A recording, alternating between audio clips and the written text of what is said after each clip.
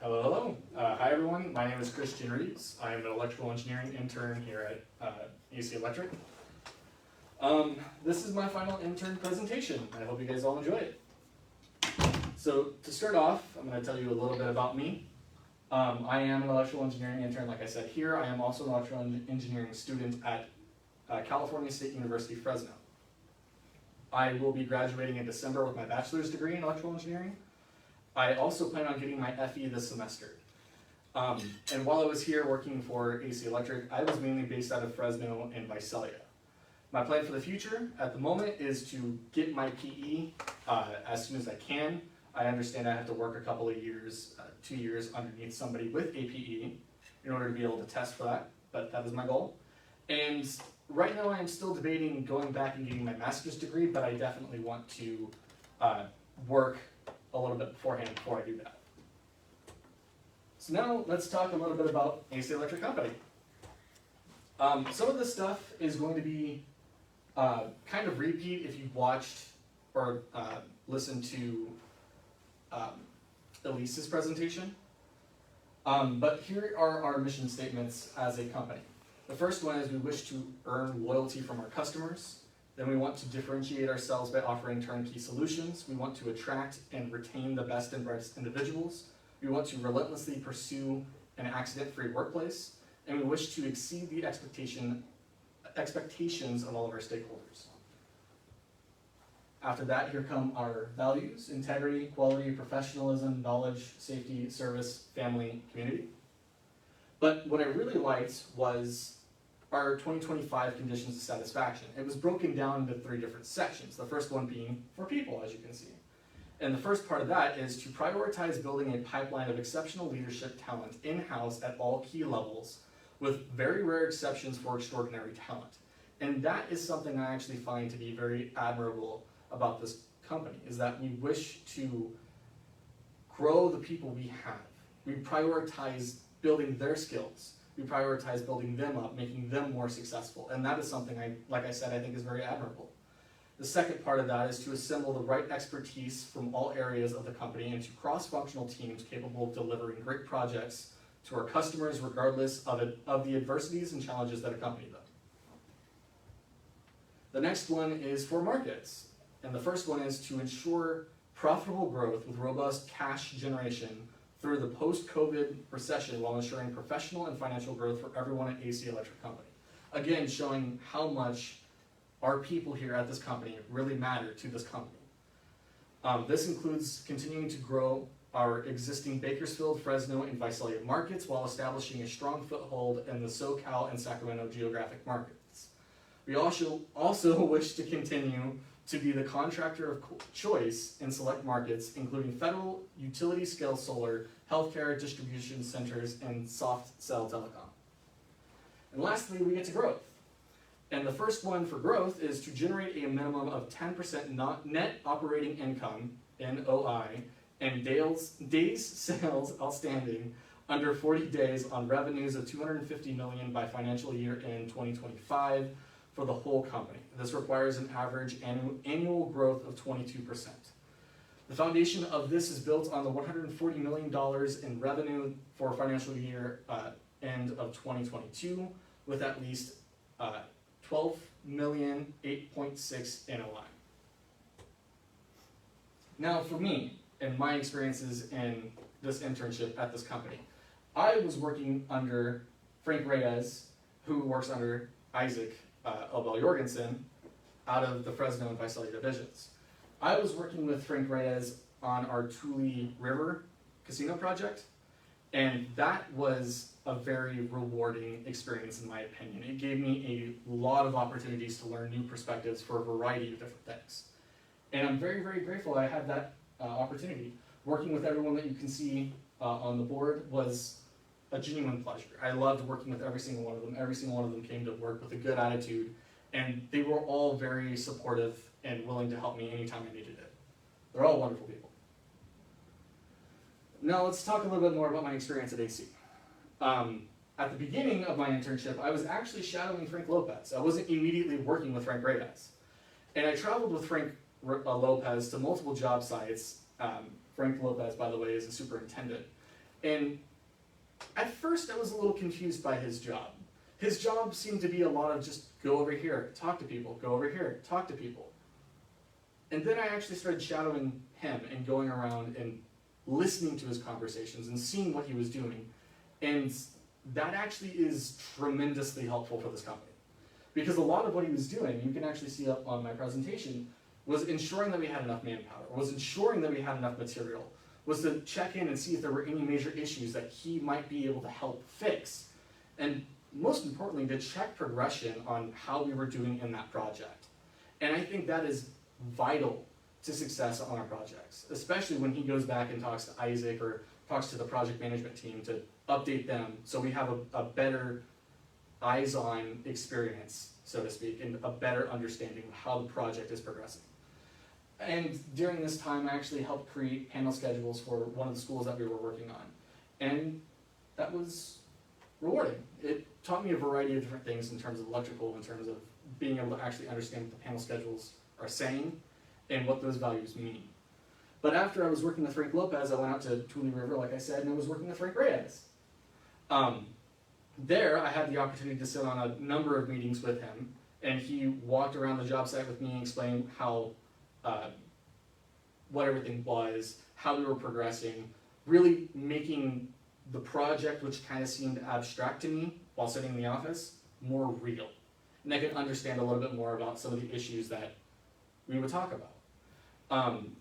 I did work on material equipment coordination, which again was very helpful from my point of view because it really made the material aspect of building a project more real to me. I also worked on calculating electric loads. I created and maintained multiple Excel trackers for use in meetings and projections, and I gained firsthand insight on track and its potential, which actually leads me, I believe, to my loon proposal. Now, track is a main source of inspiration for me with regards to this loon proposal. And just a little bit of background on it. It was designed by Heather Irvin, who did the data structure of it, and Emily Turner, who worked on the user interface of it. And I'm very grateful that Frank allowed me to sit in on those weekly track meetings that he had, because it really showed me how powerful track can be. A lot of track, while at times can be tedious, can be used to really see the projection of where the project is going. And that's important, because if there's going to be an issue down the line, it can highlight that by showing you, okay, so if this is how this task is going, and nothing changes, this could either be tremendously terrible for us, or it could be very helpful. So if we figure out, oh, we're winning on this task, why are we winning? Let's see if we can take what we've learned at this task and apply it to other tasks. Alternatively, if we're losing on this part of the job, if we're losing on this task, what is going wrong? What can we do to address it and fix it before it becomes a real big problem for us? And I know that we have projections, and projections is supposed to serve that purpose. And I think it does. But I just feel like track is a little bit more urgent about it. You can see the warning signs before it has a month to develop into a larger problem.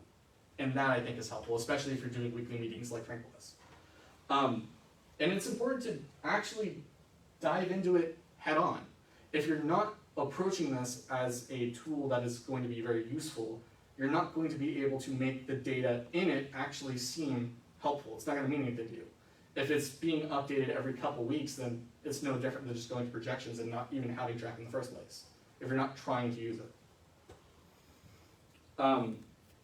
Like I said, it does require some maintenance, but I really like is that it can break down different tasks into work hours. It tracks percent complete, can be broken down by job and task. And like I said, the main reason why I like it is it has the ability to create these projections and show you how things are going. Basically, my proposal is to be used in tandem with that. So what I'm wanting to track is the material purchasing aspect of it, because track doesn't currently do that. And so I think designing some form of software to really track that aspect of it, to really help us track the spending of a project, would be incredibly helpful. especially if it's updated just like track is. So we can see how much material we're spending on a certain week, on a certain task for a certain amount of time. And that I think would be helpful in the short term of figuring out how we can save more money on a job, but I think most importantly, it's the most useful at the end of a job. Because if we track all of this and we stick to it, we can use all of this data that we've collected during this job, recycle that and give it back to estimating. So that now estimating has feedback on where they were off in the original estimate. And I understand that estimating is incredibly difficult and there's a lot going into it. So it's less about trying to shame somebody and more about learning from where things went wrong and what we can do in the future to fix it. That being said, in researching this idea, I did find that we do have trackers that purchasing uses. The problem with those is that they are very, very detailed and they can be very overwhelming. And so it doesn't give you that ability to see things in an overview and figure out where you're going in the future with it. That being said, it is very helpful, but it's not approachable. And so what I think would be a good idea is using some form of software to do the tracking, make it to where you have a drop-down arrow that can show you all the extra details for material being purchased under a certain phase code, versus automatically having that set up and making it to where it's just so overwhelming to look at, you don't even want to try to scroll through it and see where the spending ends. Also on that note, I was talking to Julio about this idea, and Julio was telling me that the purchase orders that he has to write up can take him up to 30 minutes, even for small ones. So we probably also, I would recommend looking into a software that can help speed up writing the POs so it's not as overwhelming on him, so that he can actually focus on development. And I know that's something they're already looking into. I talked to Emily about that, so I just want to reinforce that. But like I said, my proposal is to build a SnapTrack-like program that can handle purchasing. We want it to be as autonomous as possible, so we're not burdening any members of the project team with having to do all the tedious data entry. And that is something that SnapTrack already does. And like I said, it should be used in tandem with SnapTrack, and the purpose of the program is to help give us a projection of how the project is going, like I said, so you can identify problems before they become massive problems. And also, like I said, it should be used in meetings after a project is over so we can give feedback to the estimating for future jobs. So hopefully we don't have those discrepancies, much like we potentially could have had in a job that we used this for. And this is just kind of like an example report that I came up with. This was adapted from something I created at Tule River. Obviously I'm a big Star Wars fan, so I kind of filled it with some Star Wars people and material. But this definitely is open to being changed. It's just a simple idea. Everything you need to know, I feel, should just be easily looked at, and you should understand the status of it and know where everything is going. I think actually at this point, that's all I have. So, any questions?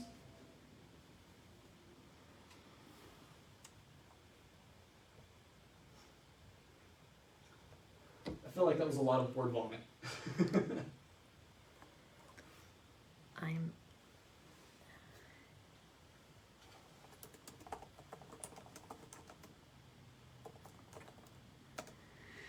So I know I have. Oh, go ahead.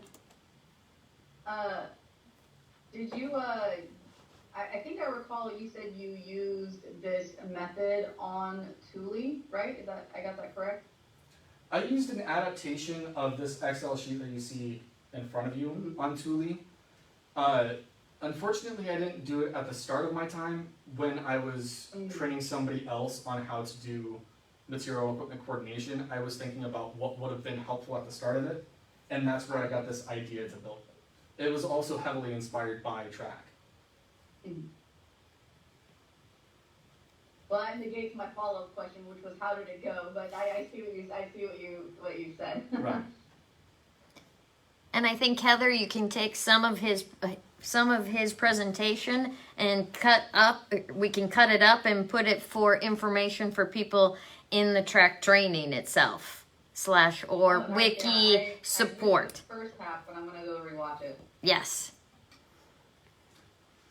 I definitely, I think one of the things I meant to make a distinction for, but forgot to, was that the purchasing tracker is very helpful. Don't get me wrong. I just think that it can be too much for a project manager to look at. There's, I think, way too much data for it. So if we're trying to make something be super useful, we need it to be more approachable for the project team. And I think the purchasing's tracker is just a little too in-depth, so to speak.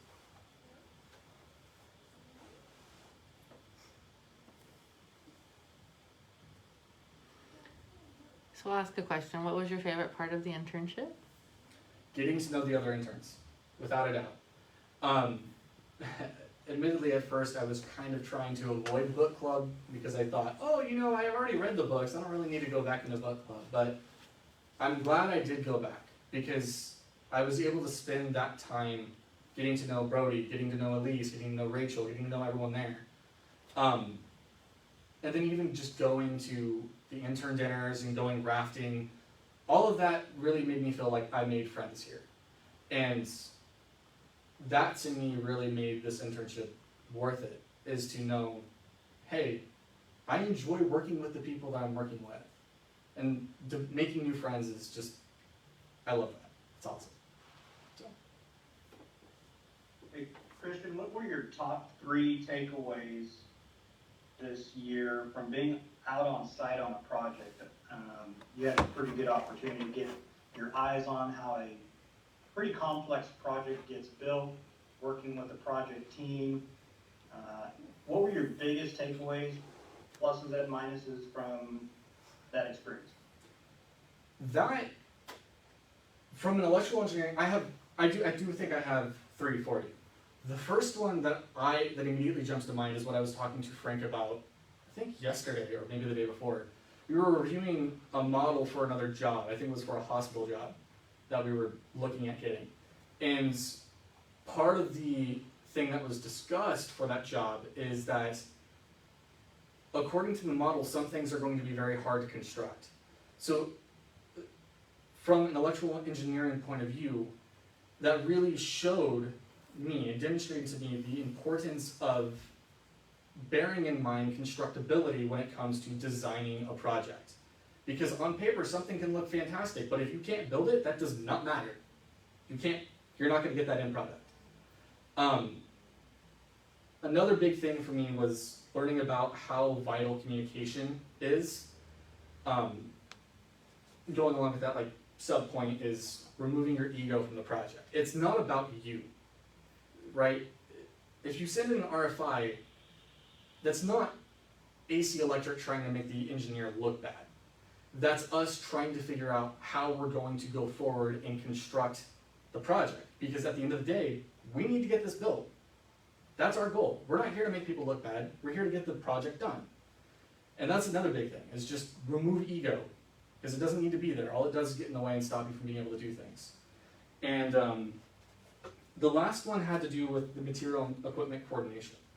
That to me, again, relating it back to electrical engineering, helped give me a clearer picture of stuff I have to bear in mind when it comes to designing jobs. What kind of material is going to go where? How easily accessible is the material we're trying to use? What may be some parameters for the specific job that we have to bear in mind, which might affect what material we get and put in. Going back to that hospital job that I was reviewing with Frank, part of that design wasn't complete because we didn't actually know what material we were going to have to use in a certain section of the model. I'm trying to be vague, I'm not trying to get AC in trouble or anything like that. And that's very enlightening in my mind. Those were the 3 main takeaways for me. Very cool. No, if your number 1 that you listed there, man, if that's your number 1, that's success right there for an intern that has an electrical engineering background. Don't ever forget number 1. Well, like I said, it also goes along with, I think, number 2 of focusing on the project. As an engineer, if I'm designing the project for you, my goal is to make it as easy for you guys to build as possible. And if we build a strong relationship, if I'm going to bat to help you guys and I'm not letting my ego get in the way, then you guys are gonna do the same for me. The big thing is just making sure that we ensure mutual success. It's not about, hurting one another, trying to get one over on the other person. Great, thank you. Thank you for the question. Samantha posted a question, and it is, what is your ideal career path? For example, do you want one day to become a project manager, or is there a specific role that you would like to work to? I don't know if I currently have like a plan for 25 years out in the future. My current plan right now is to get my FE and then work under a licensed engineer to get my PE. And I know for like my 5-year plan, I want to do engineering. So project management is very rewarding and can be amazing. That's a wonderful field to go into. I'm more interested in designing and building projects or equipment.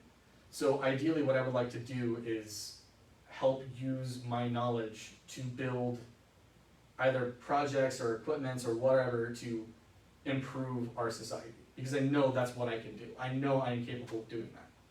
So long story short, I want to go into engineering. I want to work under engineers. I want to work for an engineering firm.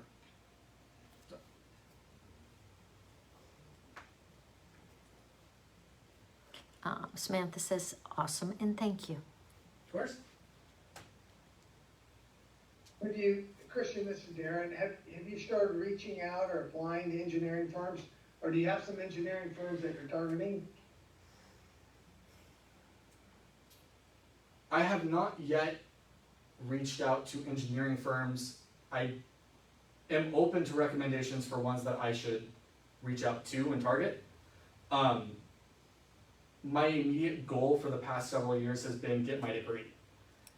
So I am completely open to any recommendations from you, Darren, if you have any. Well, I'd actually encourage you to reach out to both Isaac and to Rusty. Okay. And just talk to them about their experience with all the different engineering firms. That might help you zero in on who you go after. Then, if anything, we can make a phone call. Awesome. After you get an application in there and help grease those skids. I love to hear that. Thank you. I will absolutely reach out to Isaac and Rusty.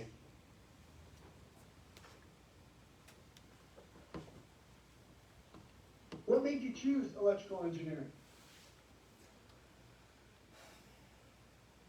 There was a lot of heavy influence from my father to go into it.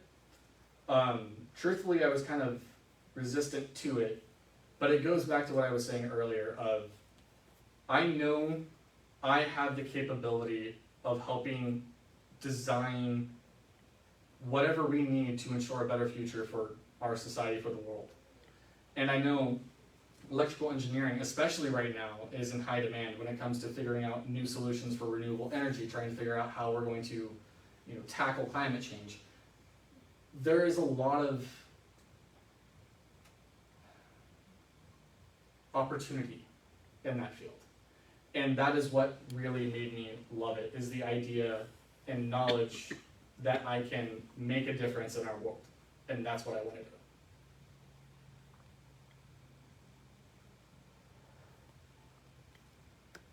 I will ask my regular question that I always do to the interns is, what was the one thing that you just looked forward to in coming in and doing during your work week? Learning everything I can. Learning about management, learning about material, learning about how to communicate with people. Learning everything I can do to just learn and grow and develop myself. And I hope at no point I ever stop learning. I never really want to call myself a master or something, because that means I've reached my plateau and I'm not willing to learn anything past that. So, learning. So what was the one thing that you procrastinated? I never really procrastinated per se. A lot of it was, to best answer your question would probably be book club. A lot of my priorities were in line with making sure that we can continue progress on jobs. So I would prioritize ordering material. I'd prioritize putting out fires. I'd prioritize making sure that we can continue to progress. And outside of this, I'm also working on my senior design project, so that was another big priority. And it's not that I didn't appreciate book club, because I really do. I really like book club, and I would encourage a lot of people in this company to do it if they have not. I just never could fully give book club the attention I would want to, because I'd have to prioritize other things.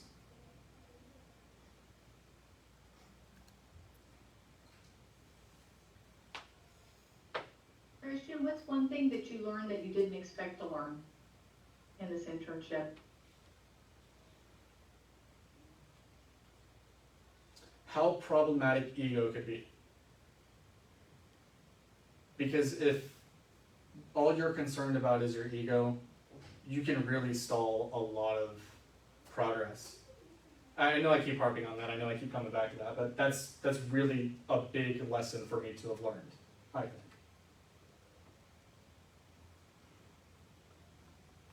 The other question I wanted to ask is, I heard you coming back to the need for simplicity, to create transparency and how to get something done. So it kind of gives you an overview as you dig into the details. That's kind of an interesting thing as we consider engineering and its need for details. So how would you practically use that in your future design career? The need for simplicity combined with the complexity of design requirements. That's an excellent question. I think it entirely depends upon who I would be communicating with. So if, I'm being asked, what screw do we need to use to help hold up this, panel? I don't need to dive into all the different reasons and all the different engineering of why this screw is superior to this screw because of the, metallic structure inside of the screw and what it's drilling into.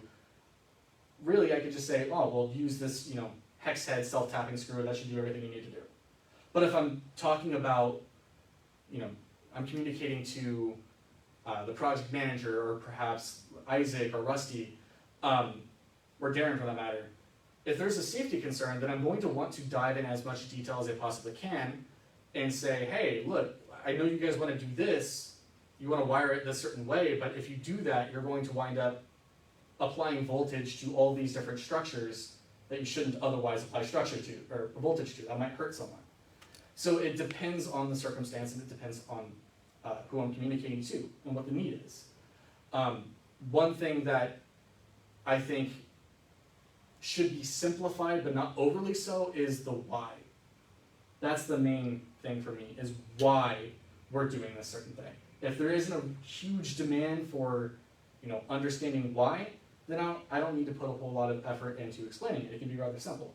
But like I was saying in that example, if doing something, wiring something a certain way could cause someone else to get hurt, I have to fully explain how and why. I hope I answered your question. You did. Okay. There's not a wrong answer, it's not pass-fail. Thank you very much. Of course.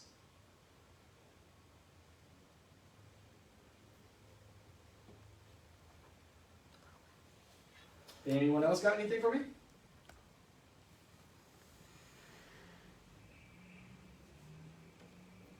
What's your one recommendation you have for book club to make it better?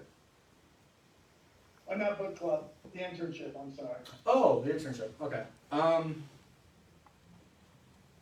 What would have been really nice for me is getting into contact with the other interns sooner. That would have really increased the amount I enjoyed this internship. I did enjoy this internship. It just, I think, would have been better for me if I had started sooner. Part of that's my fault though, because like I said, I was kind of dodging book club because I thought, oh, I don't need to do it anymore. I've already read the books. That was wrong. Shouldn't have thought that way. Great feedback, thank you. Of course. Well, thank you everybody for attending, and thank you, Christian, for the presentation. And you guys have a great, wonderful day. Thank you guys for listening to me.